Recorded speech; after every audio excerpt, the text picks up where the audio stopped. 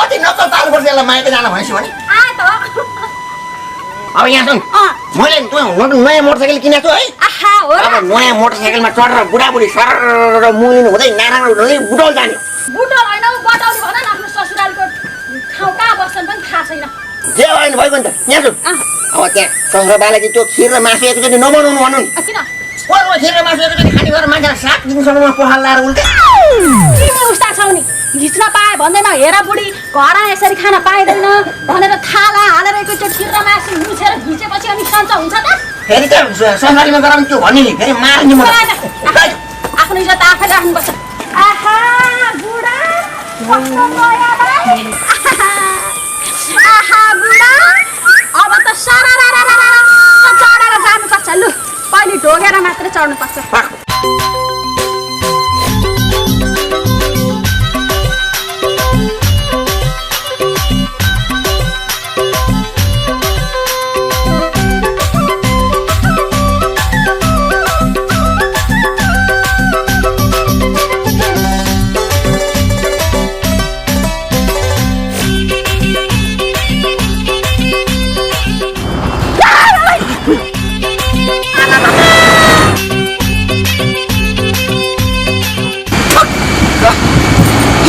बाटो हुन्छ यो त भइसक्यो नि डर भन्दै खतम भयो यस्ता बाटो बनाउने बजेट ठेकेदारलाई त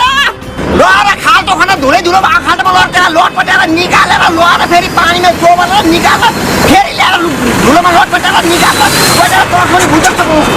अहिलेको तिजोइमा नै आम्भन्या बुढाबुढी बटौली जम्भन्या हिँड्नै गाह्रो भो हजुर हिँड्नै गाह्रो भो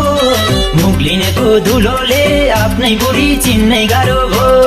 मुग्लिनेको धुलोले आफ्नै बुढी चिन्नै गाह्रो भो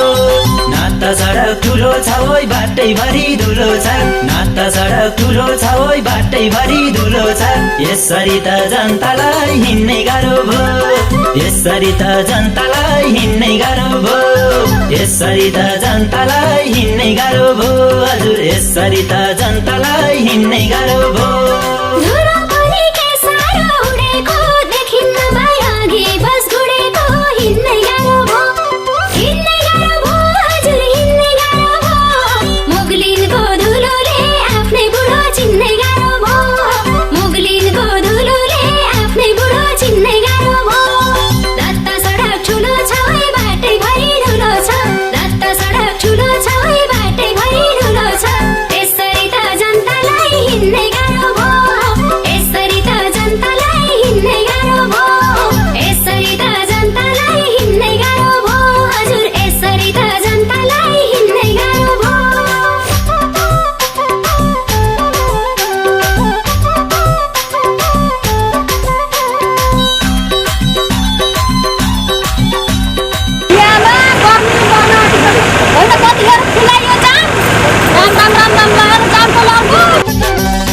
गर्मीले पाकेर मान्छे मर्न लागिसक्यो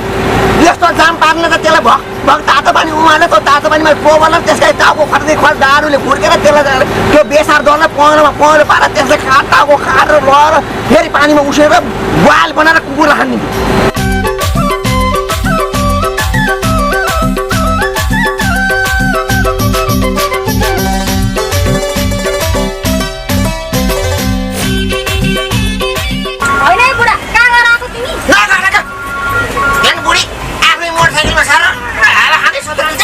भनेको उसलाई पचेन अब अहिले खासले खोलो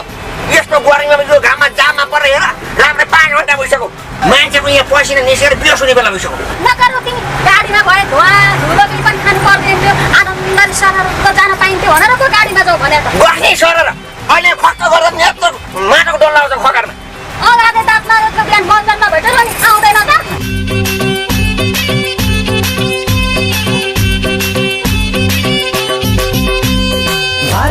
घाम चर्को डढियो दशाला र मिनी बस चढियो हिँड्नै गाह्रो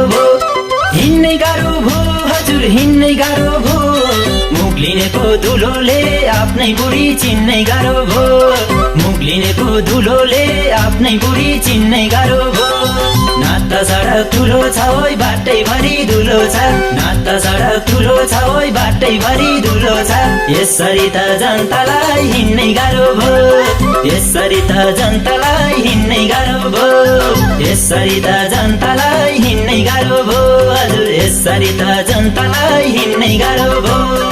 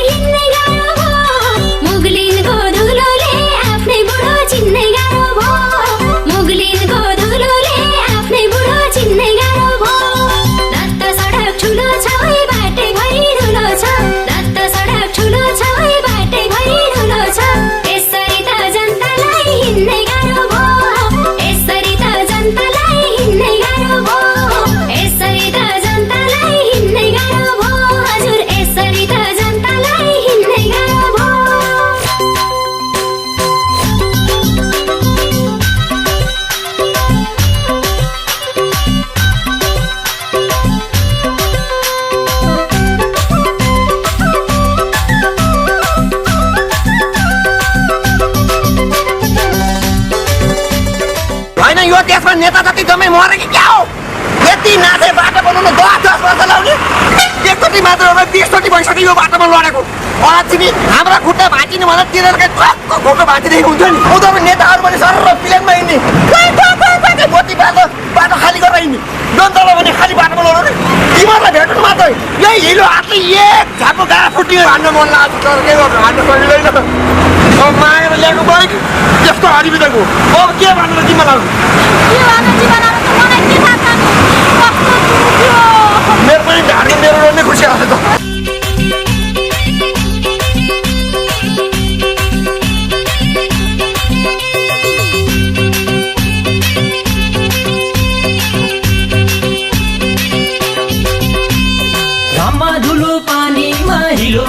किन बाटो बनाउन ढिलो भो हिँड्नै गाह्रो भो हजुर हिँड्नै गाह्रो भो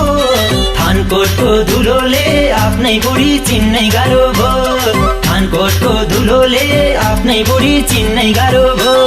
न त सडक ठुलो छ ओइ बाटैभरि धुलो छ न त सडक ठुलो छ ओइ बाटैभरि धुलो छ यसरी त जनतालाई हिँड्नै गाह्रो भो यसरी त जनतालाई हिँड्नै गाह्रो भयो यसरी त जनतालाई हिँड्नै गाह्रो भयो हजुर यसरी त जनतालाई हिँड्नै गाह्रो भयो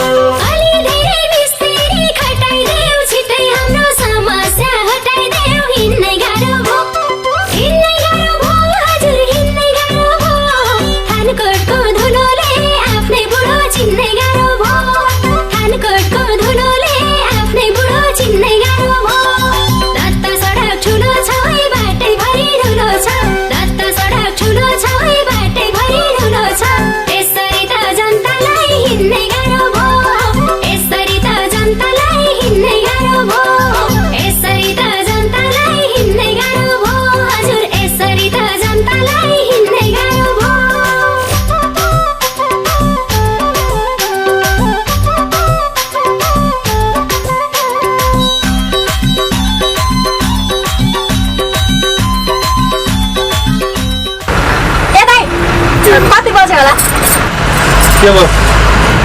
थाहा छैन मलाई साथी यहाँ आफ्नै कुरोसँग घडी क्या अर्कालाई सोध्थे यसलाई त दारी सारी पालेको खाइलाको केटो त देख्नै हुँदैन मारिदिन्छ नि हिजो बेलुका घडी पाउनु थियो त्यही भएर पो सोधेको त नरिसाउ न भने यता फर्का केटा नआऊ होला दाइ ओ दाइ दाइ अलि भित्र जानु हुनु परेन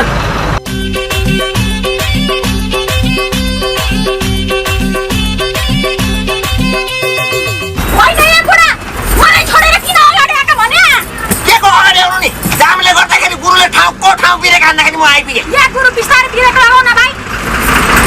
मेरो बुढोको झन्डै टाउको फुटो ठाउँमा पुग्दा 4 बज्यो बढीमा आज भोलि 10 बज्छ घडीमा हिँड्नै गाह्रो भो हजुर हिँड्नै गाह्रो भो थानकोटको धुलोले आफ्नै बुढी चिन्नै गाह्रो भो थानकोटको धुलोले आफ्नै बुढी चिन्नै गाह्रो भो